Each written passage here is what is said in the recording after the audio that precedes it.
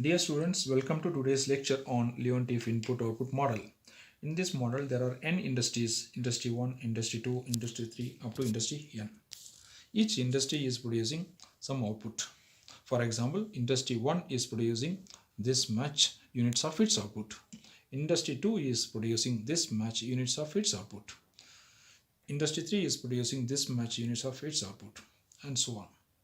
Industry 1, out of its total output, this much is used as input by industry 1 itself. This much is used as input by industry 2.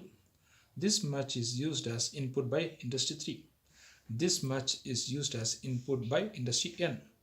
And the rest is used as input for households and government. Similarly, for industry 2, this much is used from the total output as input for industry 1. This much is used as input by industry 2 itself. This much is used as input by industry 3, and so on. Now, the rows represent sales. What does it mean?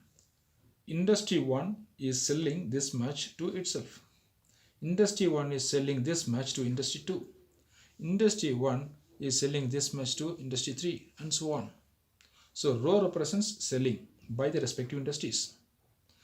And the column represents the purchases. What does it mean? Industry 1 is purchasing this much from industry 1. This much is purchased by industry 1 from industry 2. This much is purchased by industry 1 from industry 3. This much is purchased by industry 1 from industry n. So column represents purchases and row represents sales. Now, what is the problem in this Leontif input-output model, or what this model talks about? When the final demands C1, C2, C3 up to Cn is changing from C1 to D1, C2 to D2, C3 to D3 and Cn to Dn. What does it mean?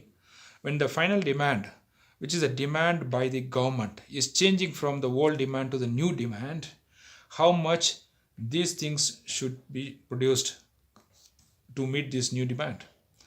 That means how much industry 1 has to produce new so that it will meet the new demand. Similarly, how much industry 2 produce instead of x2, how much is the new amount to meet the new demands. So each industry has to produce the new output. So to find out new output, this Leontif model is to be used.